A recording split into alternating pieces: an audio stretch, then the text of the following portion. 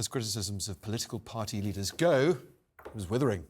The female Labour MP at the centre of Labour's gender storm has spoken out tonight to make some damning criticisms of her own leader, Keir Starmer. Rosie Duffield did it on this channel in an interview with Piers Morgan earlier this evening. He doesn't listen to women, he surrounds himself with men, and he's afraid of talking about gender issues. I think it is fear. I think all of it is fear. Yeah. I think the fact that we've got so many very senior men, so the chiefs of staff, the general secretary, Keir himself, you know, this head of comms, whatever it is he does, they're all men. They're all men based in London. I don't think that they're listening to people. I don't think they're hearing people. What's your message to Keir Starmer tonight, if he's watching this? I think I'd like him to listen to women's groups. I'd like to know that he's met with those people that are really concerned. More people in this country are women, and women will knock on doors, campaign, donate to parties and vote. And if women don't feel that we're represented, that's a serious state of affairs politically. Pretty strong stuff. Well, talkTV's political editor Kate McCann joins me in the studio, along with Wednesday's panel, the Labour MP Carolyn Harris, who used to work for Keir Starmer, and the Sun's political editor Harry Cole. More from them on that pretty devastating interview in a moment. But, Kate, let's come to you first. Now, the Labour Party has quite regularly been accused of having a woman problem. At least half the voters in the country are women. More than half, says Rosie Duffield. So just how damaging is what she's saying tonight for the Labour Party?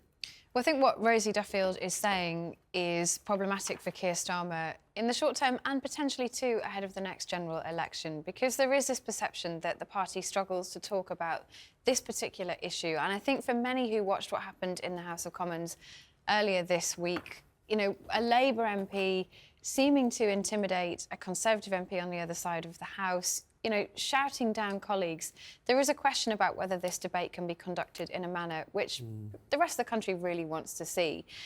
For Keir Starmer, I think he's aware of this issue, and you saw that today in Prime Minister's questions. He used 3 of the questions that he had today to talk about, you know, a really devastating death, murder of an innocent woman, and called the person who did that crime, you know, a woman hater. He's keen to identify his credentials in this area, keen to explain that he is on the side of women and wants to fight this kind of gender-based violence.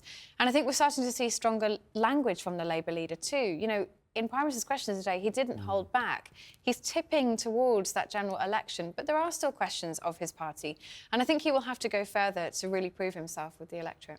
Well, how much of a lone voice is Rosie Duffield? That seems to be the key to all this, because she says she feels very alone in her party, but we also know she does have some support on her benches from some of her female colleagues as well. She does, but she has interesting support from Conservative male MPs on the opposite side of the chamber who really look at what's happening to her and think that it is problematic and something that they want to call out.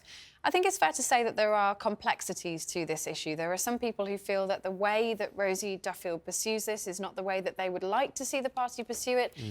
You know, they maybe want to talk about it in a slightly different way. But that said, you know, at the end of the day, she is a member of a political party standing up and saying, I don't feel listened to. She wrote an incredibly damning piece talking about how she felt, you know, that essentially she was completely ignored. She felt cast out.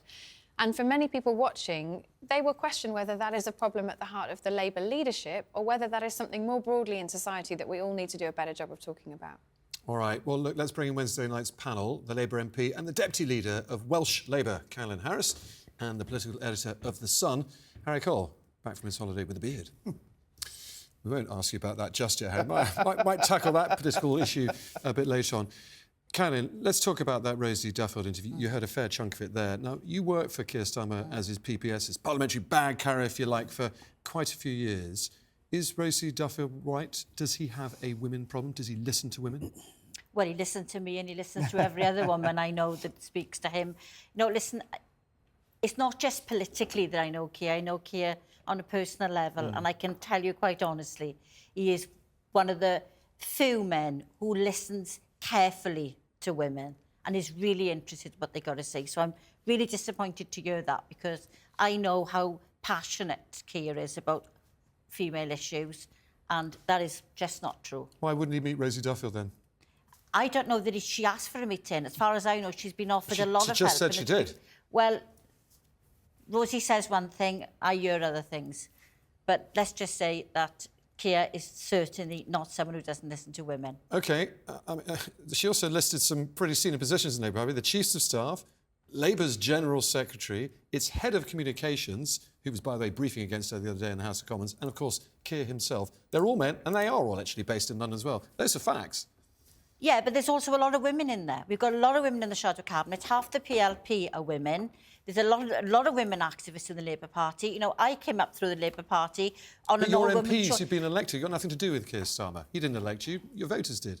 Yeah, but I wouldn't have got elected if we hadn't put a process in to allow me to get elected. You know, not with my economic background. I wouldn't have been able to afford to actually fight a man to get selected for my seat, and that's the truth of it. The Labour Party has put women front and centre, and Keir Starmer is one of those men. Do you have any sympathy for what Rosie Duffield has said tonight? I think Rosie's got a real strong set of beliefs, and I know I admire her for having that set of beliefs, but I don't think throwing stones at the Labour leadership is going to get her and do it any favours.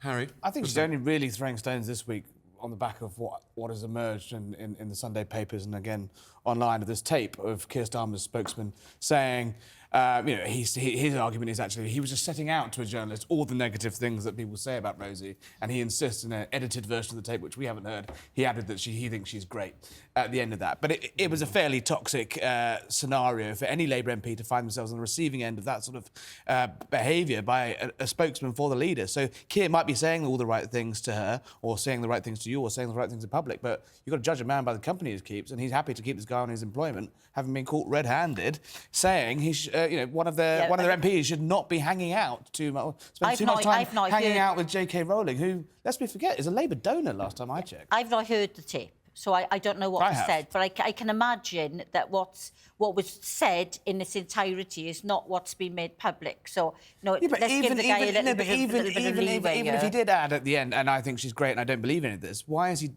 disseminating this information around to a journalist? It's very odd. And why would somebody tape it? That's well, I think they were, I suspect, a concerned person. To play it on the airwaves, I suggest. Heard what was being said and couldn't quite believe it. I mean, regardless of it, it's quite a toxic scenario. Yeah, well, you know, I'd want to hear it all, and I'd want to listen to everybody's side of the argument before I'd want to commit to who's right or wrong in this. I just don't think it does. It doesn't do any politician any good to actually be airing the dirty linen in public like this. Is that what you think Rosie Duffield is doing? I think she's been unfair to Keir. I think she's been really unfair to Keir, and I'm disappointed. Are you not worried that she's been pushed slightly to a breaking point and she's gone public because she's not getting attention? I know that she has been offered help, Harry. I know that she has been offered support, and Rosie's chosen this path.